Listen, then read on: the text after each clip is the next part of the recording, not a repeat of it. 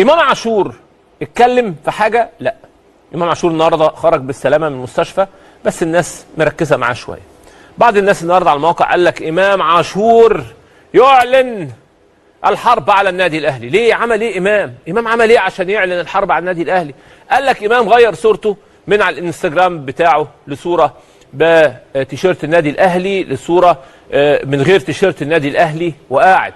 ازاي الكلام ده؟ يا نهار ابيض، ليه كده يا امام؟ دخلنا نبص عشان نشوف الصوره القديمه وعلشان نشوف الصوره الجديده. لقينا الصوره القديمه اللي امام حاططها هو وبنته. طيب ما فيهاش تيشيرتات؟ لا ما فيهاش حاجه خالص، ده قاعد في العربيه هو وبنته. كلمت امام وتواصلت معاه وسالته ايه موضوع الصوره.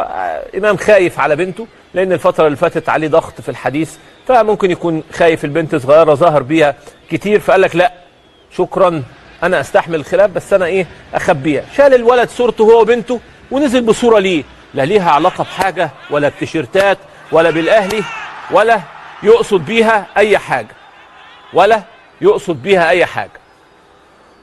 طب فين الموضوع يا جماعه؟ مفيش موضوع. طب فين الخلاف؟ مفيش خلاف. طب امام عمل ايه؟ ما عملش حاجه، خرج بالسلامه من المستشفى، 3 أسابيع ان شاء الله باذن الله في البيت، ويرجع سالم وربنا يديله الصحه الاول لبيته وبنته، ثم يرجع النادي الاهلي ان شاء الله باذن الله والمنتخب ويكسر الدنيا. يعني الموضوع اللي احنا شغالين فيه من الصبح ده ما جاش لسه؟ لا حضراتكم ما جاش، الموضوع لسه ما جاش. خلاص وضحت كده القصه؟ تمام. ده ما يخص امام. ما يخص محمد الشناوي وتريزيجيه.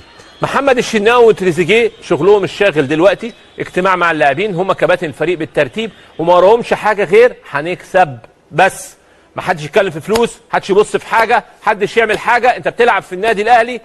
وابتدى وليد صلاح على فكره من افضل الناس في المكان ده. وليد صلاح الدين عنده الشده، عنده الحزم، عنده اللين، عنده الطيبه، عنده خليط كده يقدر ان شاء الله باذن الله ينجحه في المكان ده.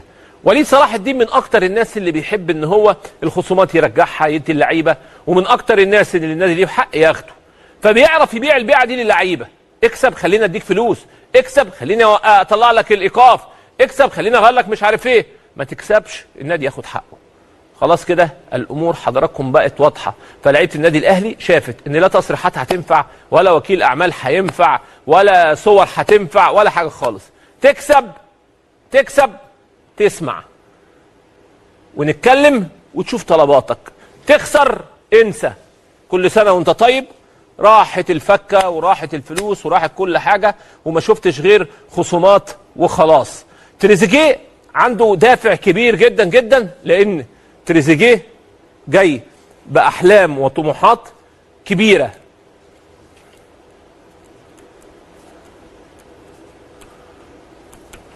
وكمان اكيد الشناوي عنده احلام كبيره، ولكن تريزيجيه يقول لك انا جاي باحلام كبيره جدا عشان اجيب بطولات كتيره، فتكون البدايه كده لا كله يشد نفسه، كله يدوس على نفسه. خلاص الشناوي دلوقتي واقف هو تريزيجيه، كله يصحى كله يفوق، امور واضحه. نتمنى لهم ان شاء الله باذن الله كل التوفيق.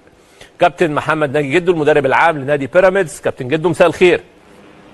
مساء الفل يا كابتن سيف. اخبارك يا كابتن؟ وحشني. كله زي الفل الحمد لله، وانت وحشنا اكتر والله. طمنا الوضع عندك. الحمد لله، يمكن وصلنا جده امبارح والنهارده لسه مخلصين اول تمرين هنا في جده. الحمد لله الامور كويسه وجاهزين ان شاء الله للمباراه باذن الله. اهلي جده اكيد فريق تقيل، ولكن بيراميدز كمان رايح باحلام وطموحات كبيره، حامل لقب الافريقي. اكيد الوضع دلوقتي مختلف وادائكم الفتره اللي فاتت كمان جيد. اكيد طبعا الحمد لله. المباراه تكون صعبه. نادي اهلي جده نادي من اقوى الانديه دلوقتي في السعوديه، مدرك كما الدوري السعودي. يعني يمكن كان عنده مباراه من يومين ضد يوم الجمعه اللي فاتت ضد الهلال، وشفنا كان متاخر 3 اجوان ورجع 3-3 وكسب السوبر السعودي. فاعتقد ان هو الفتره الاخيره بيأدي بشكل كويس جدا. لكن احنا زي ما قلت كده احنا بطل افريقيا، جايين هنا بطموح وبحماس كبير ان احنا نحقق ان شاء الله نتيجه ايجابيه ونقدر نكسب المباراه. يمكن كمان تجارب النادي الاهلي ضد الانديه السعوديه مدانا حافز اكثر. يمكن النادي الاهلي لعب ضد الاتحاد وكسب، ولعب ضد الهلال وكسب. تجارب النادي الاهلي ضد الانديه السعوديه مديانا حافز ومديانا دافع كبير ان احنا ان شاء الله نقدر نحقق نتيجه ايجابيه ان شاء الله في ماتش يوم الثلاث باذن الله. هل يا كابتن في غيابات في بيراميدز ولا الامور تمام؟ يمكن عندنا رمضان مصاب، وعندنا كارتي كمان اتصاب اول امبارح. دول اصابتين طبعا كنا نتمنى ان هم يكونوا موجودين معانا اللعيبه الكبار، لكن ان شاء الله اللعيبه اللي موجوده عندنا مصطفى فتحي رجع الحمد لله، ممكن يكون موجود في المباراه بكره. بس هم عندنا بس الاثنين اصابتين